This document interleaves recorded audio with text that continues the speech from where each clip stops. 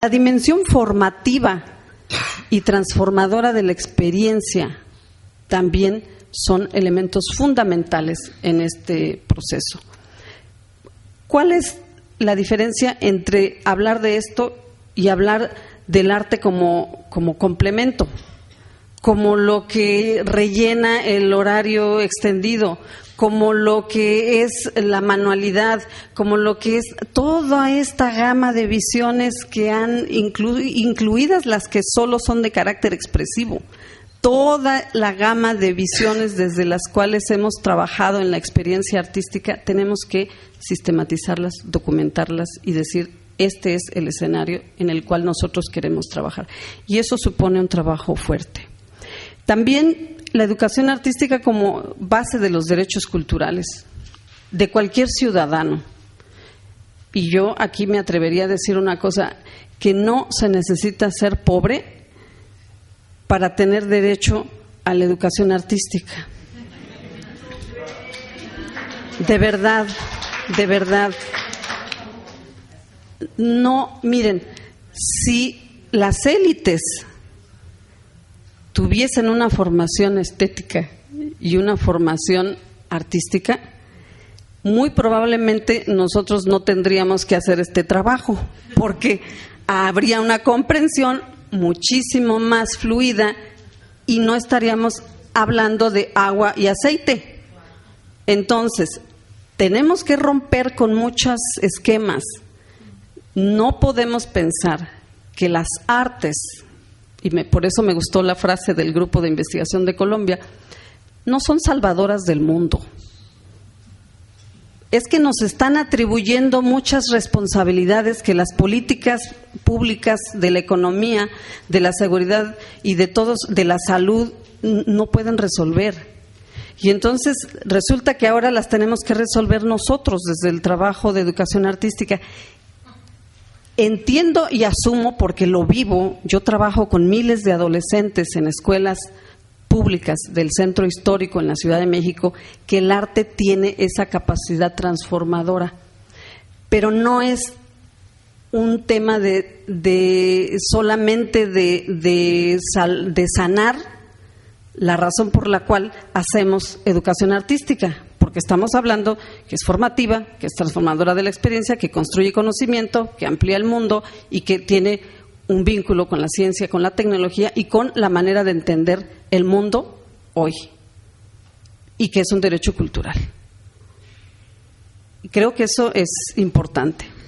Otra cosa que me parece también hablar de la falta de memoria en la educación artística, que podemos pagarla muy cara si no recuperamos nuestra propia memoria, no la sistematizamos y no la analizamos con otra mirada, que no sea nostálgica. Que no sea nostálgica porque la estamos mirando en un contexto completamente diferente, con una sociedad completamente diferente, que hoy nos reclama, sí, una memoria, pero una memoria vista desde lo que hoy necesitamos hacer aquí y ahora con los jóvenes que son del siglo XXI. Si no nos hemos dado cuenta, hay una contradicción cultural muy fuerte que están viviendo ahora las escuelas públicas, particularmente las secundarias, porque los jóvenes que están en las escuelas secundarias hoy son la generación Internet. Ellos nacieron cuando el Internet ya estaba instalado como un mundo. Ellos tienen una serie de formas culturales de aprender el mundo, de relacionarse, de leer, diferentes, tengan o no tengan computadora.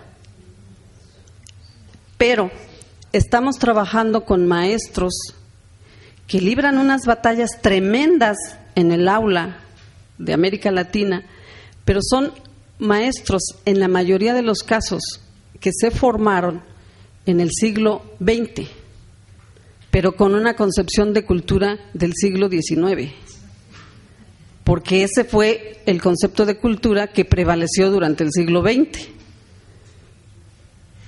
Me incluyo, no crean que estoy hablando solo de los demás, me incluyo. Entonces, ¿cómo hacemos para encontrar el diálogo intercultural dentro del aula, dentro de la escuela, dentro del sistema educativo, en la comunicación y la escuela, en la ciudad, en las comunidades de aprendizaje que ahora son muy diversas? ¿Y cómo vamos construyendo estos puentes?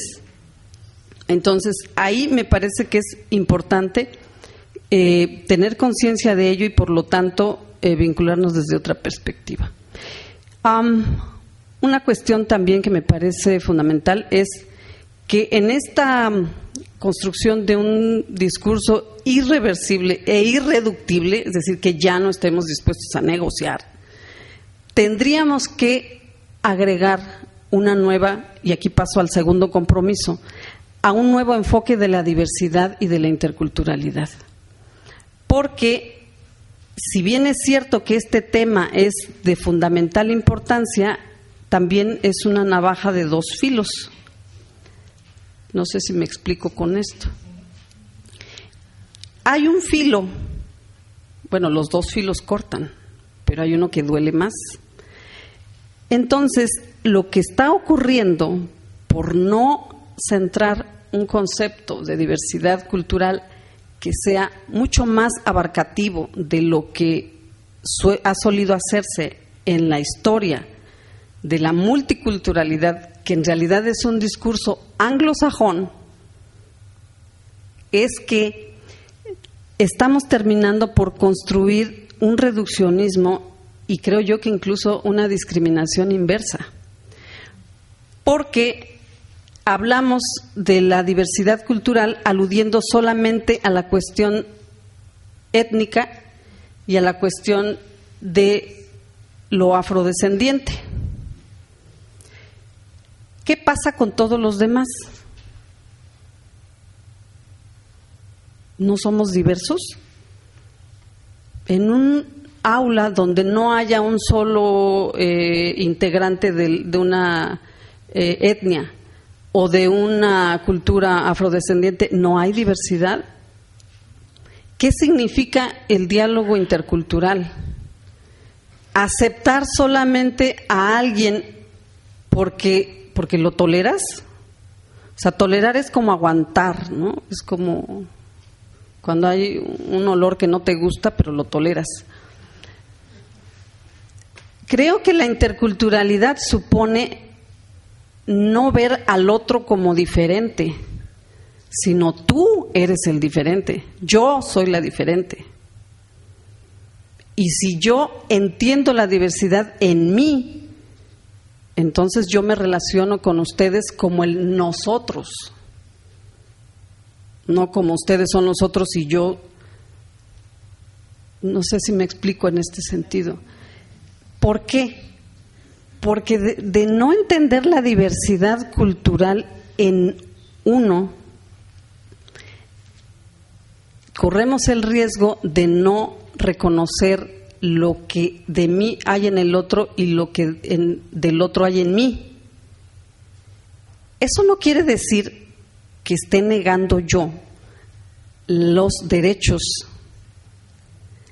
especiales que debieran tener los pueblos originarios y los pueblos afrodescendientes. No estoy diciendo eso. Lo que estoy diciendo es que no podemos reducirlo a ello. Cuando un indígena en mi país escucha este discurso de la diversidad cultural planteado solo en términos de etnicidad, lo que ellos dicen es: llevamos muchos años luchando porque nos reconozcan como iguales, pero iguales a ustedes, y ahora resulta que nos vienen a decir: sí, ya entendimos que eres totonaco, ya te puse aquí tu sello. Y entonces los totonacos, que es un grupo cultural, tienen que estar adscritos a esa cultura.